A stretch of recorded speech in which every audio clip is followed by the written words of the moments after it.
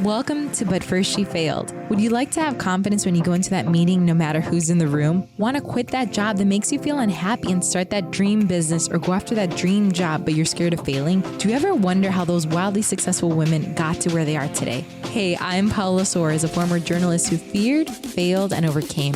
I too dealt with imposter syndrome and lacked confidence in my career. After being let go from a position that I thought was a dream job and feeling like I failed, I had a life-changing revelation. Every successful person fails, and it's part of the journey towards success and purpose. Now I'm on a mission to help others redefine failure and chase bold dreams. Join me as I share business strategies and growth mindset tips to help you grow confidence in your career and business. Listen in as I talk to trailblazing women that share wisdom, strategies, and get vulnerable about how moments of failure propelled them to where they are today. Get ready to get inspired. Thanks so much for joining us for this episode of the But First She Failed podcast. I hope you're having an incredible week. I'm excited about this week's episode, but before we dive into it, I want to take a moment to thank a listener for leaving us this review. Chess Bells said this is a truly binge-worthy podcast. I have gotten a lot out of each episode. I love the pace and structure of the episodes. I stay engaged and interested all the way through. I'm finding more grace for myself as I listen. Grateful. Thank you so much for your kind words, Chess Bells. Your review really made my day. So thank you so much. As a reminder, if you leave us a review, it may be read live on air in the coming weeks as a thank you. So thank you so much for getting this podcast out to more women, Chess Bells. I really appreciate it. Now let's get into this week's episode. I'm excited about this topic because it's one we haven't really dived into yet. I know that many of you, maybe like myself, we feel lost when it comes to social media practices and like what's the best thing to do in 2023. There are a million platforms, a million things going on. It can be really overwhelming and it can be a place where it can be daunting, right? So I thought that this guest would be helpful. Mandy Emerson is a social media strategist teaching female entrepreneurs how to scale and grow their businesses with effective strategies. She started her business in August of 2020 and has had great success. Since then, she has hosted Reels workshops, spoken at conferences on effective social media strategies, and at the beginning of 2022, she launched the Fierce Social Society membership for business owners to learn her proven framework and methods for utilizing socials. In this interview, she shares how business owners can go about creating content that is ideal for their business and where to start, the common mistakes she sees people make, and the best practices for social media in 2023. This and so much more. So Mandy, thank you so much for being here. I am so pumped about this conversation we're going to have. Yes, I'm so excited to be here. So thank you for having me. Yay. So I'm going to ask you the icebreaker question that I ask everyone. What did you fail at this week? What did I fail at? I really loved that you had this question because I was like, oh, this is so good because failure is one of those things that we totally need to normalize. So it's just a part of our journey. So, actually yesterday was probably a failure, not even a whole day, but I got wrapped up into a task that I really did not need to get wrapped up in. One of my main goals, this past year, I would say, so not necessarily starting in January, but I would say the past 6 months has really been to, I guess not turn my team, but turn a team into like just a really well-oiled operation, actually is what my business mentor says, and delegate the tasks that you don't need to be doing to other people that can do them better so that you're freed up to do the things that only you can do. Mm-hmm. And I totally got sucked into a task that I could have easily just sent to my assistant and said, can we figure out a way to, do this and send it to my video? Like I have the people in place to do the thing that I was doing yesterday. Yeah. and I probably I don't want to say wasted, but I probably took up about 2 hours of my time yesterday doing it. And I really did not need to do that. It was just kind of one of those lessons that I didn't need to learn, but is a nice refresher from time to time. Yeah, that's so good. I mean, you're like preaching to the choir because I am over here with the same thing, right? It's like we need to delegate more and do, the things that we should be focusing on because I too get bogged down and spend too much time on things that really are delegatable, right? So I love that. I love that. Mandy, could you please share with the listeners what you do, what led you to helping women with growing their business through social media strategies? My understanding is that you actually have quite the background in this, that you've been a content creator for over 10 years. Yes. So like she said, my name is Mandy Emerson. I am primarily an Instagram social media strategist focusing on content creation and strategy for business owners.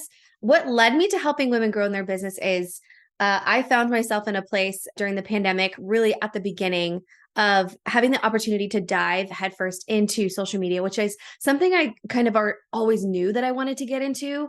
And the opportunity never really presented itself. So, kind of going back to your last question of the being a content creator for over 10 years. So we actually spoke about this just very briefly, talking about why or how I ended up in Milwaukee, Wisconsin. Is I come from a performing arts background. I'm a trained singer. I've been in musical theater. I worked on cruise ships as a singer. And during that time, I was coming back from an Australian itinerary, and my time zones and my time clock, my body clock was like completely messed up. And I was just searching and scrolling, if you will, on YouTube, and I found these beauty bloggers. I found these gals that were doing makeup tutorials, and while I loved makeup, I was no makeup artist. And all of a sudden, I was like, I'm gonna be a makeup beauty blogger. I'm gonna create a YouTube channel, and I was just so out of my depth. But I was just so drawn to content creation that I decided to just again dive headfirst. I feel like that's just a common thing with me. I'm like, I'm just gonna go for it, whatever. Yeah, I love that. The content creation portion is really the video content creation side of things. And I really loved it. And it became a strong passion for me. So kind of fast forward now to 2020, when the world shut down, I had lost my position with a cosmetic company. So I got further into makeup because I really did fall in love with the world of makeup. Again, I'm not like some crazy makeup artist by any means, but I just really loved the cosmetic industry. Unfortunately, lost my position like so many people did. And I just found myself in an opportunity of, let's see what we can do with this kind of mentality. And April, May of 2020 is really when I decided to just give social media a go and wanted to help my fellow bloggers, influencers, if you will. I wouldn't have considered myself an influencer by any means, but just understand social media and Instagram specifically a little bit better so that they could use it towards their own growth. And that has since grown a lot in the last 2.5 years. So now I work with business owners to scale their businesses using social media that is effective and efficient, but also that fits their business, because strategy is not cookie cutter. And that's kind of one of my soapboxes that I could talk on and on about, is that strategy is not cookie cutter. It's not the same for everybody. You and I kind of talked briefly. Social media is not necessarily one of those things that's, I don't know, high priority, but like podcasting is totally your thing. Yeah. And it's just great to hear that there's so many different ways that you can be growing your business. But when it comes to social media, my mission is really to decrease the overwhelm and increase the effectiveness of your social media for your business. Oh my gosh, I love that. It's like, it sounds like, when you're in a really rough moment, because guys, before the interview started, I was just sharing with her how like annoyed I am with Instagram. I mean, I don't give it a lot of love, but it's like, when you're saying like, I'll be the first one to admit that my strategy with Instagram for all the things, it just hasn't been, it's like it's stagnant or it's stale. And I know that. So you get to a point where it's like, oh, I don't want to do this, but I need to do more. I want to learn more, all the things. It's just the time, right? And I think this is so common with so many other entrepreneurs that it's like, I have to wear 500 hats right now. I have to do this thing and that thing and this thing, and I have to grow in this area and this and the finance, like all the areas of the business. How do we make this like less overwhelming, right? Like, well, first I'd love to hear about about the value in IG and growing the business. And then like, how do we fight against this whole like overwhelm of social media and like make it manageable? Yeah, I think it really comes down to your mindset and your approach to social media. I think we're so heavily into this conversation of virality and going viral and these overnight sensations. I'm giving air quotes. Yeah. Overnight sensation, when really the reality of overnight sensations is, I heard somebody else say this in one of their, I think it was probably a reel, because I just like literally live on Instagram. She said, yes, I'm an overnight success, and it took me 10 years to get here. So she's like, sure, if you want to call me an overnight success, fine, but just know that it took me 10 years to get here. Yeah. And it just really puts it in perspective, because a lot of times we just see the come up, right? Like we see the viral post and we're like, okay, so that's what I have to do. And all of a sudden, that's where the overwhelm comes from, because then you're getting pulled in so many different directions, thinking that you got to do this, that, and the third. You got to do trending audios, you got to dance, you got to point. And really, it just comes down to your messaging and also your business goals and your business type. Are you even prime for Instagram or other social media platforms? And then the idea that you have to be on all platforms is just a straight up myth. that's also, I think, where the overwhelm can come from, is thinking I have to be on all the platforms at all times. And it's just simply not true. But I will speak to that first question that you had of the value in Instagram is just such a beast of a platform. There's just so many different functionalities. And it's another really great way to have that touch point with your audience, with your ideal client or customer through the DMs, through the comments. That's really what I've focused on Instagram for myself, is the community building aspect of it. So when you start looking at Instagram as just another tool to reach more people, it kind of changes the dialogue a little bit. It changes the strategy. It changes your mindset around it. Instead of like, I need to make like 10 viral posts, which I'm going to tell you right now, it's not going to happen. Virality is not one of those things that's predictable. It's not dependable. It's not duplicatable. It's just one of those things that if it happens, great. If it doesn't, great, right? Going viral is cool, but having a viral business is cooler, Yeah, in I my love opinion. that. Having conversions is way cooler. Yeah. So there's value in Instagram and any social media platform, I would say, to increase your reach and exposure. But I wouldn't say it's like the be all end all. And I'm sure people are like, okay, so do you like Instagram or not, Mandy? What I'm saying.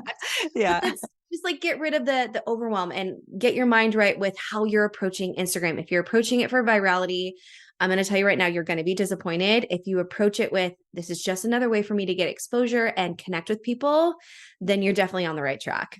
I love that. And, another question. So Instagram is still very much a thing because I think there's been so much talk over the last few years of like, you missed the window, like it's like, when Reels first came out, when like a year and a half ago, 2 years ago, like they were, the algorithm favored them and all the things.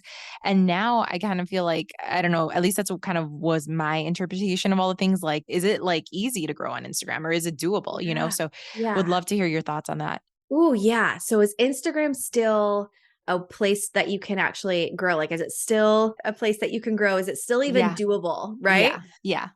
Absolutely. Absolutely. It may not look like what it did a year ago, 2 years ago, even 6 months ago. There's been a lot of conversation surrounding reach has dropped and it's been a Right. bummer for I think a lot of people. But I think what we have to keep in mind is that Instagram is a business at the end of the day. They are trying to make their platform the best of the best. And that may come with some setbacks, again with the air quotes, Yeah.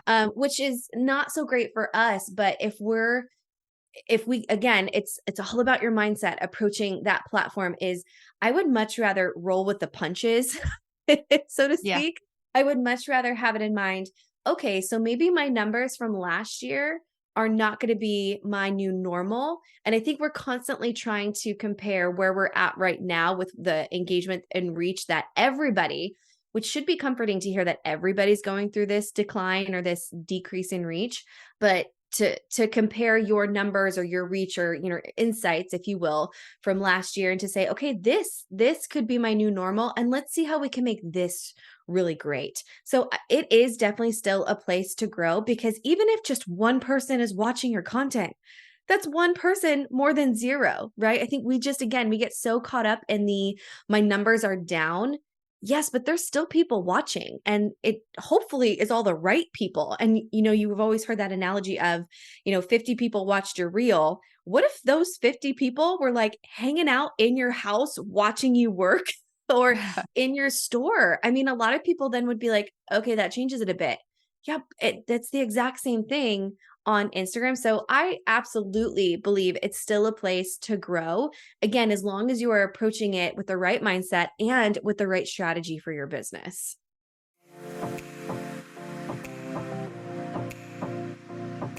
Hey guys, it's Paola, and I am here with my friend and mentor, Stephanie Gass. Not only has she helped me grow from 5,000 downloads to over 30,000 downloads in less than 12 months, we are so excited to tell you about this resource that is available to you, because I really believe this could be a game changer that you're looking for. Yes. Hey friends, Steph Gass here, and Pal and I are working together to bring you this solution, because I know how hard it is to try to grow an online business in all the million ways that you're told you have to do it. Repurposing, showing up 24/7, feeling frustrated, feeling like you're not getting leads. That's why I am super passionate about helping women start a podcast as the way that you grow an online audience. It is truly the one way that I've been able to grow a $500,000 a year revenue business. It is so possible for you to do this. So when you join me inside of Podcast Pro University, which is my course, and Paula's taken some of my programs before, and she can attest to the level of tech tutorials and how you go through the courses and you're able to implement step by step by step. You don't have to wonder, what's my podcast going to be called? What am I going to talk about? It's all inside of there for you. Starting the show, launching the podcast, recording, editing, how you actually launch so that you can get ranked on those charts. You can get that visibility that you so want, but in a way that's peaceful. Get that balance back in your life and get your time back. When you join Podcast Pro University, you're not only going to get lifetime access to this course, you're also going to get a completely free coaching call with Paula so that she can help you implement everything that you learn. Yes, that's right. After you purchase through my affiliate link, you and I will get to meet together. We can go over any questions or obstacles that you're coming across, whether it's figuring out what exactly your podcast should be about, how to get guests, whatever your need is. It's your own personalized podcasting coaching session. So to get Steph's simple step-by-step process and how to successfully launch your own podcast, plus some good old accountability and coaching with me, simply go to paolasores.com/courses and click on the Podcast Pro University link. Yes, we can't wait. We'll meet you there. I love that. And how can business owners go about creating content that is ideal for their business? Like, where do we even start? Like, do you have any tips, any advice around that? So when it comes to creating the strategy that's ideal for your business, you want to think of these three things. And this is something that I teach inside of my framework for the Content That Converts group coaching program that I have. And it's your business type. So are you a brick and mortar? Are you online only? Maybe you're a little bit of both, right? You have an online and brick and mortar business. Do you offer digital services or do you offer, tangible physical products? So that's number one, is your business type. Your business goals. Do you have launches coming up this year? Are you releasing a new program? Are you releasing new products, right? What things do you have going throughout the year? Because your content is going to work in tandem with those launches and those goals and how you approach it. And then the last thing is your demographic. Who are you trying to talk to? What is their age? What is their gender? What are their interests? Sometimes even what is their income based on how you price your services and whatnot. And are they on the app that you're trying to be on? And quite frankly, Instagram may not necessarily house all the people that you're trying to attract and talk to. Maybe it's actually on LinkedIn. Maybe you're better suited for YouTube or Pinterest, maybe even TikTok, right? So having those three things down and really clear is then going to help you start the creation or the content creation process of being on those platforms. So if you're wondering, like, my demographic is, let's say they're Gen Zers, right? It's a younger crowd. It's a product-based business that they can buy online. Okay, well, TikTok's going to be great for you. Instagram is also going to be stellar for you, and having a standalone shop that you have SEO for would be definitely beneficial. But gosh, if you're trying to appeal to the Gen Zers, they are all over Snapchat. I'm pretty sure it's still up and running. I don't even know. That's so not my generation, but Right. They're just like chilling on Snapchat. TikTok is great. Instagram is great. Or maybe you are trying to teach something. Maybe you're online only, and maybe you are an educational based type business. Very similar, I think, to you and I both. But I'm very educational based in that I teach content creation and the strategy. So a lot of my educational pieces would be great for Pinterest, YouTube, right? A lot of times we go to Pinterest to learn or get inspiration from. And then YouTube absolutely is the place to go to for educational type content. And then of course, Instagram. Again, Instagram is one of those that's very universal to all business owners. But again, it goes back to business type, business goals, and your demographics. And then it just all becomes really clear of where you should be focusing your time. And if you want to be on multiple platforms, great. If you want to focus on one or two, that's great too. Yeah. Oh my gosh, I love that. And maybe you can talk to do you see some common mistakes that like business owners make? Maybe that will, that kind of stand out that you're like, oh my gosh, this always happens. And these are big no-nos that you should not be doing. Yeah, I would say the number one common mistake that I see business owners make when it comes to just social media in general is confusing social media management and social media strategy as the same thing.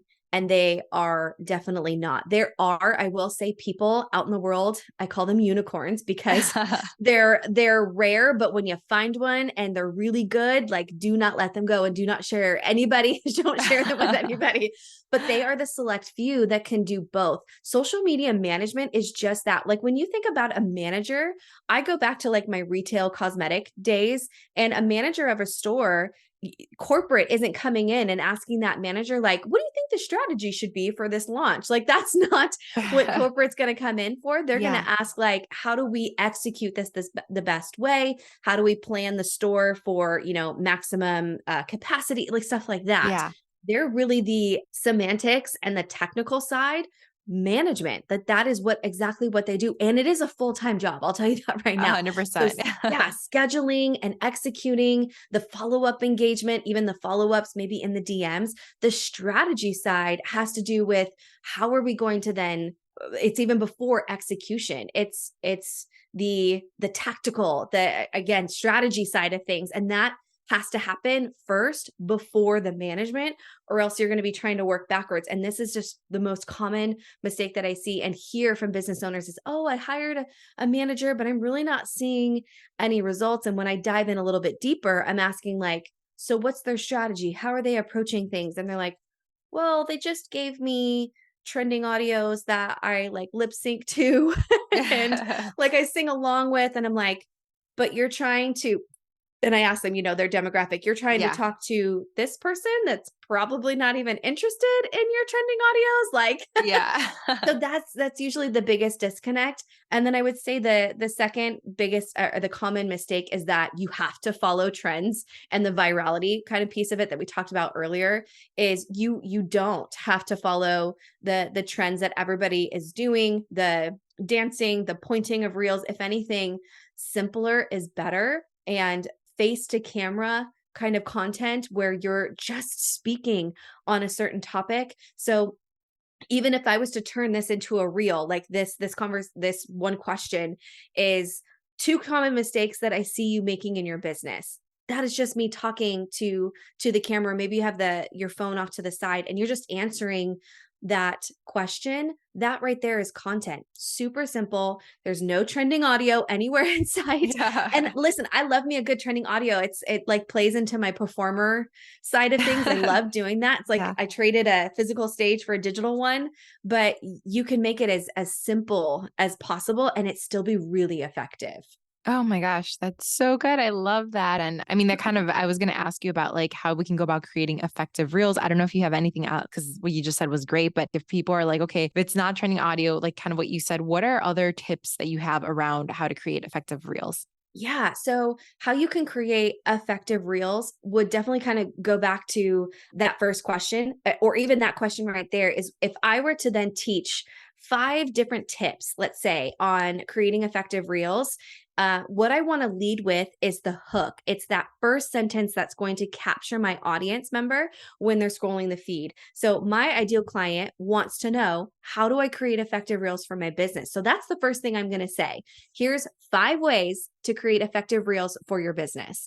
And already that should tell them, I'm going to give them 5 tips, first of all, and I'm going to tell you how to create effective reels, right? So I'm giving you that hook. Let's go into tip number 1, tip 2, 3, 4, 5. And by the end of it, I'll give you some kind of call to action. Make sure to follow for more Instagram strategies and tips to grow your business. So I want to say that it's short and sweet. It's simple. Don't, I hate to say word vomit. I mean, there needs to be like another word for phrase for that, because it's so gross sounding. Excuse me. You want to avoid the word waterfall, right? You don't want to overwhelm your person. So maybe you actually split those 5 tips into 5 separate reels and you just cover one really in depth, but you definitely want to have that hook right at the beginning. I'm seeing a lot of business owners say, hi, I'm Mandy. I'm an Instagram strategist, and you've already lost them. They're like, okay, that's nice, Mandy. Bye. They don't necessarily care about me. And that's not to sound harsh. It's not to sound, that's not personal or anything. They are on an app for their own personal gain in that they want to be entertained or that they want to be educated or they just want to kind of space out for a couple of minutes that they're on the app, right? So I need to make it about them, not me. I can have that somewhere else in my bio or in my website, wherever, so that when they're getting to know me. But really, when you're creating effective reels, you want to get to the point really quickly. You want to have a really great hook at the beginning. And then you want to kind of keep it short and sweet. The longer the reel, the shorter the retention rate. So something less than 30 seconds, especially if it's just talk to camera, you want to make sure that you're kind of keeping it short and sweet and leave them wanting more in that you say, follow for more social media tips, or check out the other 4 tips that I have for you. Kind of make it a series with the specific question. I mean, you can do it a couple different ways, but give them a call to action. Either it's something in the comments like, was this helpful to you, or tag a friend. So the effectiveness needs to be short and sweet, the hook at the very beginning, and just stick to the simple core basics of what you're trying to teach. Don't waterfall word on them, Yeah, waterfall yeah. on them, Oh my if you gosh, will. that's so good. I love that. I love that. And going back to, I kind of asked you this earlier, but like I took maybe a year or two where I was like, I was burnt out at the end of like 2021, where I was like, Yeah. I'm just not going to go hard on social media because I'm trying to do all the things. So Yeah. what advice do you have for business owners where they're already being pulled in so many different areas of their business, of their personal life, all the Right. things? How can they do it without getting burnt out? I don't know if you have any thoughts or tips on that. Oh, yeah, absolutely. Something that my business coach said to me, gosh, a little bit ago is we tend to have it in our minds that the thing that's working and the thing that's not, we focus really hard on the thing that's not, or the thing that we're not doing, instead of the thing that we are doing really well, making that even better. We go to almost like the negative, Yeah. so to speak. We're so focused on what we're not doing and then what we're not doing well that we completely miss the opportunity to do what we are doing well better and maximizing it. And it's really hard as an entrepreneur. And I'm kind of talking to myself as I say this. It's really hard if you are an entrepreneur and you're creative and you have all these different ideas that you want to execute right this second because you're like, I know the world needs this right now. But what ends up happening is you're taking your attention away from maximizing the one thing that's working really, really well. And then honestly, when you have that down to a system, a workflow, or you've delegated it that you really don't have to have a lot of high touch with it, that's when you can move on to something else. But yeah, kind of like what we were talking about before, you do not need to be on all the platforms. I want you only to be on the platforms that are best for your business. So honestly, I'm not even on TikTok. I know that is a another beast of an app, but honestly, it kind of scares me a little bit, to be Yeah. very frank. But that's not where my ideal client is hanging out. So I'm not necessarily going to focus on an app that I know has a lot of potential, but does it have the right Right. potential for me? So it's like giving yourself a permission slip to not do all the things and really focus on the things that move the needle in your business, but also are the biggest drivers of your income, right? So it's getting rid of all the other stuff that's just fluff and it's extra. I would also say that delegation is like my favorite thing. I literally just I didn't hire her; she's my mother, but I'm getting ready for my first baby in summer, and I had to create the baby registry. And oh my gosh, that's the most overwhelming thing I've ever seen in my life. There's Yeah. so many options. So There, overwhelming. oh Lord, I don't even know where to Uh-huh. start. Like you're doing Yeah. research on stuff, and Yeah. I was like thinking to myself, like, can I hire somebody to do Yeah. and my I had the mama, same my thought. bless her soul, she has been waiting and preparing her entire life for this. So I gave her that task. Can you just set my baby registry up just with the basics, and then I can go in and add some, cute things here and there. But just even getting started, not being afraid to ask for help, even with things like that in your personal life. And some people might totally judge me. They're like, "Oh my gosh, I could never delegate that to somebody else." It's totally fine, but Yeah. delegate the things that Yeah. are overwhelming, that are stressing you out, and the baby registry was that for me. I'm not trying to be 100%. completely removed for it. So overwhelming. It is, oh my gosh, there's so many options. So It's incredibly. like, oh, Too and many. it Yeah. also like depends on what baby wants. I'm like, well, I can't Yeah. decide that until he gets here. So Right. So many factors. I know. It's so overwhelming. That's so funny. Yeah, same. I spent months where I was like, oh my gosh, and like researching the baby bottle, like what baby bottle, you know what I mean? And No researching the kidding. swab, researching every little thing. So I feel you 100% on that. Yes. But I did want to ask you about like, what are some best practices for 2023 in social media? I know we talked about like a little bit about the algorithm for Instagram, but I don't Yeah. know if you have any other thoughts around like best practices. Like, what does that look like for this year, for right now? I I would say that the one thing that I'm really excited about seeing, I hate to even say the word trending because I don't want anybody to associate a trend with like a fad or, trending audios, but something that I'm seeing a lot of, and I think we're going to be seeing even more of as the year goes on, is just more authenticity and less curated. The curated feed has slowly but surely started to die. Thank goodness, and you can have it if you want to, but it's not required anymore. And not even, it wasn't even required back then, but that was just kind of a trap that a lot of people fell Right. into. Yeah. But yeah, it's focusing on the things that are working for you and the things that are not. So I would even say best practices for social media in general is to make sure you're on the right platforms for your demographic and for your business. Period. Like that is a best practice for that anybody can take. So it's not just like you need to be on Instagram, you need to be on YouTube. It's no, you need to be on the right social media platform for your business. And if you don't know what that is, ask, get that help. Don't try and figure it out on your own. Going back to when I first started diving into social media back in April, May 2020, that was my very first investment that I ever made into a program that was going to help me make the best of my time. So investing back in yourself with either a mentor, a strategist, a coach, a mastermind, right? Don't try and do this all by yourself. Get the help, right? So best practices, definitely get on the apps that are the best for your business, and then maximize what's going right for you and just get rid of the stuff that's not. I mean, those are probably, I know that we've covered quite a bit in the last couple of questions, so I would probably just end up repeating myself at this point. Just focus on the things that are working for you and get rid of the things that are not. I love that. I love that. And Yeah. do you have maybe like two quick steps that women can take this week, like quick wins that Ooh. they can have this week, if they want to start showing up better on social media for their business? Yeah.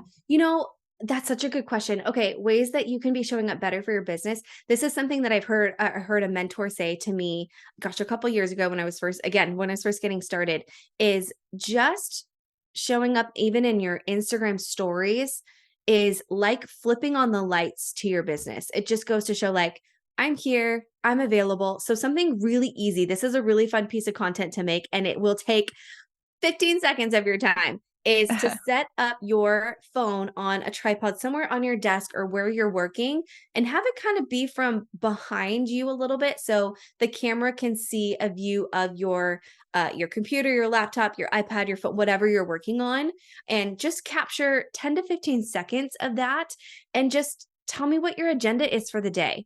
This is a really easy way to show people I'm working in the business. I'm doing the dang thing, but very relatable. Like if your desk is a mess, please don't clean it up. I want to see. I want to see your mess Yeah. because we're nosy. We're nosy little Yeah. Nellies. But the other great thing that this can do for you is it is a great way to seed selling. It's a soft way of selling without it being like, sign up for my offer, sign up for this. So if you're Yeah. showing me what you're doing in your business, this is something you can do on your story. So again, grab that 10-second clip, put some text over the screen of you just working. You can put some music over top of it. So it's very low action that you really have to take. But then show me the agenda for your business. And maybe it's I'm recording a podcast today. I'm doing a one-on-one coaching, or I'm crafting the new product launch for spring, summer, whatnot. This is a really great way to soft sell the things that you have in your business because it lets people know, oh, I didn't know she did one-on-one coaching. I didn't know she had a new product launch coming out in spring. So it's a very low pressure way of showing this is what I do in my business. This is me actually working in my business. And these are the offers that I have. So I would even say not even two, just do that. Just do that one thing and then do it a couple times a week. And it's the most low maintenance, low pressure content you will ever make. And then you're going to become addicted and you're just going to do it all the time. I love it. Oh my gosh, I'm going to do that right now. Yes, it's so fun. And it's one of those things that I'm actually seeing a lot of people do. And it's just so relatable because we are working every day in our business. And I think a lot of times we're like, my life is not fun. It's not glamorous. There's nothing like exciting about it. I literally just work all day. Show me that. Show me through the lens of a business owner. People want to see it more than you might think. Oh my gosh, that is so good. I love that. And where can people find you? Where can they follow you? Yes. Of course, on Instagram, you can go find me. I do have 2 accounts, which is not necessarily something that I always recommend, but here we are just going against the grain. We love it. The Fierce Social Society is my company. And then under me is the Mandy Emerson. But the link where you can find some freebies and my available offers, ways to work with me is thefiercesocialsociety.com/podcast. Love that. Love that. Oh my gosh. Well, thank you so much for joining us today. This conversation, I got so much out of it. So I am so thankful for you coming on. Yes. Thank you so much for having me. I hope you enjoyed today's episode. If it helped you in any way, I'd be so grateful if you would take a minute to leave us a review. It's the only way that I can gauge if this content is truly helping you. Your review also helps get this podcast out to more women that may be in need of it. Reading your review and knowing that this is truly helping you is what keeps me going. Lastly, if you love this podcast and would like additional resources or to be added to our weekly behind the scenes Boss Woman newsletter, simply go to paolasoares.com and sign up. Thank you again for listening to this episode of the But First She Failed podcast. Hope to see you next time.